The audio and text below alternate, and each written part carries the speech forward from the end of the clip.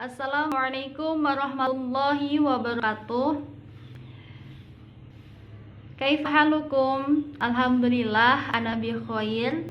Semoga di tengah-tengah pandemi ini, pandemi COVID-19, kita selalu dalam lindungan Allah Subhanahu wa taala dan diberikan kesehatan. Amin ya rabbal alamin.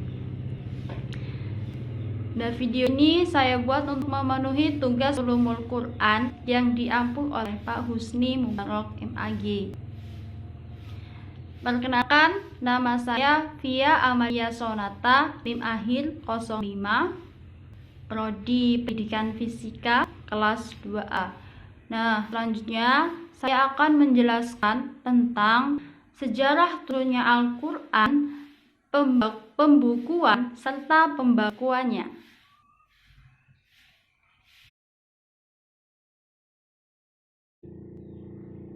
Oke, yang pertama kita akan membahas tentang sejarah turunnya Al-Quran. Al-Quran adalah firman Allah SWT yang diturunkan kepada Nabi Muhammad melalui malaikat Jibril secara berangsur-angsur. Secara etimologi, nuzulul Quran terdiri dari dua kata, yaitu nuzul dan Al-Quran. Nuzul yang berasal dari bahasa Arab artinya turun, sehingga nuzulul Quran dapat diartikan sebagai turunnya Al-Quran. Jika membicarakan tentang kapan turunnya Al-Quran, itu menjadi perbincangan para ulama. Ada yang mengatakan bahwa Al-Quran itu diturunkan pada malam 17 Ramadan dan malam Lailatul Qadar.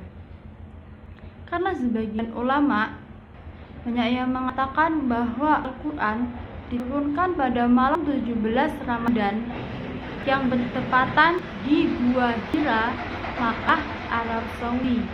Jadi setiap malam di sekarang pada malam 17 Ramadan itu dikenal sebagai malam nuzulul Quran. Ya, Allah Subhanahu wa taala itu menurunkan Al-Quran secara berangsur-angsur selama 23 tahun.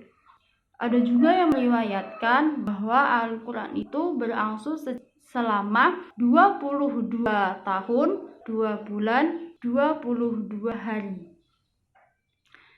Nah, Al-Quran itu terdiri dari 30 juz, 114 surah, dan 6.666 ayat. Subhanallah. Dan ayat Al-Quran itu diturunkan di dua tempat, yaitu di Makkah yang dikenal dengan istilah Makkiyah, yang kedua di Madinah yang dikenal istilah Madaniyah. Oke. Selanjutnya kita akan membahas tentang proses pembukuan Al-Quran. Oke, kita lanjut ke pembahasan yang kedua, yaitu proses pembukuan Al-Quran. Nah, proses pembukuan Al-Quran ini dibagi menjadi 3 periode. Yang pertama, yaitu pada masa Rasulullah SAW. Yang kedua, pada masa Khalifah Abu Bakar. Yang kedua, pada masa Khalifah Utsman bin Affan. Nah, kita bahas satu persatu ya. Yang pertama, yaitu pada masa Rasulullah SAW. Pada masa ini, ayat Al-Quran mulai ditulis sesuai dengan perintah Rasulullah SAW. Dan ayat tersebut ditulis pada permukaan batu, terus pelepah kurma, dan juga lembaran-lembaran kulit hewan. Namun, pada masa ini, ayat Al-Quran belum dijadikan mushaf karena masih banyak sekali para penghafal. Dan juga Rasulullah masih menunggu turunnya wahyu dari waktu ke waktu. Dan juga nantinya bakal ada ayat Al-Quran yang menasah beberapa ketentuan hukum. Maka dari itu Al-Quran belum dimushafkan. Nah, proses selanjutnya yaitu pada masa Khalifah Abu Bakar As-Siddiq. Pada masa ini terjadi perang besar sekali sebab untuk pemberontakan nabi-nabi palsu seperti Musailamah. Nah, karena adanya perang tersebut, banyak sekali para penghafal Al-Quran yang gugur pada masa itu. Dan Melihat keadaan tersebut, Khalifah Umar bin Khattab mempunyai ide. Beliau ingin sekali menyatukan ayat-ayat yang terpisah tadi untuk menjaga keutuhan dan keasliannya. Nah, disampaikanlah kepada Khalifah Abu Bakar. Kemudian Khalifah Abu Bakar menyetujui ide tersebut. Oleh karena itu, Khalifah Abu Bakar memerintahkan sahabat Zaid bin Sabit yang salah satunya sahabat yang ikut menulis ayat Al-Quran pada masa Rasulullah SAW. Kemudian setelah ayat tersebut ditulis, jadilah mushaf. Kemudian mushaf tersebut disimpan oleh Khalifah Umar bin Khattab. Dan ketika beliau wafat, mushaf tersebut disimpan oleh putrinya yang bernama Hafsah. Lanjut ke proses pembukuan pada masa Khalifah Utsman bin Affan. Nah, pada masa ini tuh kejayaan Islam, kejayaan pemerintahannya tuh tinggi banget terus, sehingga tuh Islam menyebar sangat luas sekali. Nah, seperti negara Azerbaijan dan yang lainnya, pokoknya negara-negara sanalah kami bersebar. Begitu pula dengan para penghafal Al-Quran. Seiring itu juga berkembang. Kemudian para umat muslim itu belajar ngaji, belajar membaca Al-Quran itu pada guru yang ada di daerah mereka masing-masing, sehingga terjadi ada perbedaan qiraat antara satu dan yang satunya lagi, saling membanggakan qiraat. Qiraatku yang bagus, qiraatku yang bagus. Jadi ada persatuan gitu di antara mereka. Terus melihat keadaan tersebut, Khalifah Utsman bin Affan membuat musyawarah antara kaum Muhajirin dan kaum Ansor, di mana di situ supaya tidak ada terjadinya persatuan di antara umat Islam. Kemudian jadilah kesepakatan bahwa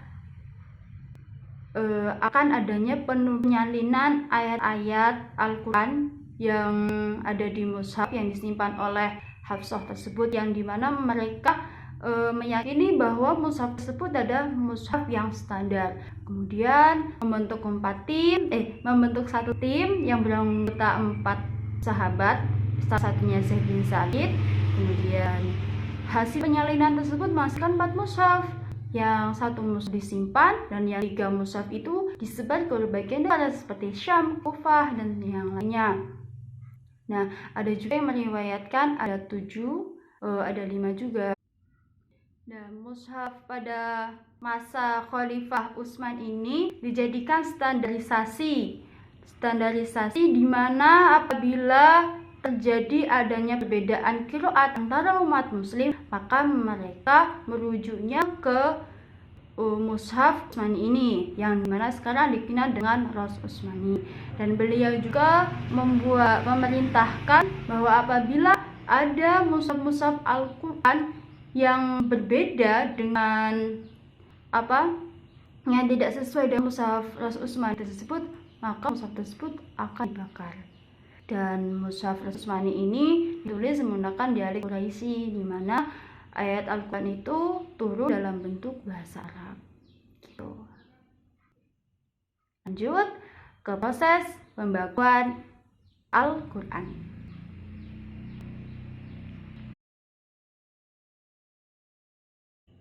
Oke, selanjutnya yaitu proses pembakuan Al-Quran.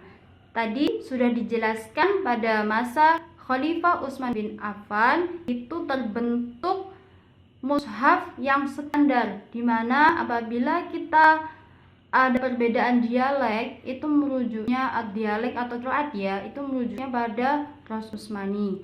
Nah, contohnya nih, misalnya orang Jawa, orang apa gitu, kan dialeknya beda-beda. Contohnya kayak melafadzkan lafadz alhamdu.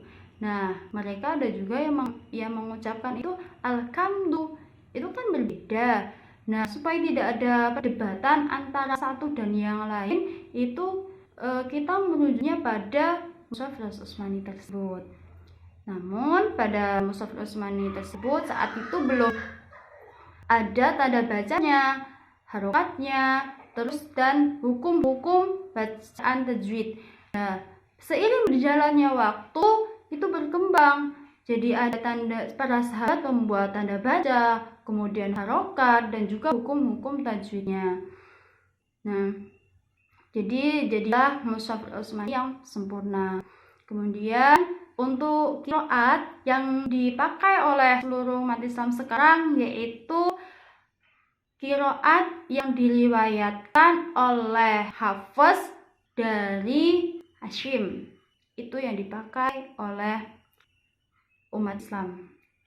Oke, terima kasih. Apabila ada kesalahan dalam menjelaskan bab ini, saya mohon maaf yang sebesar-besarnya. Saya akhiri. Wassalamualaikum warahmatullahi wabarakatuh.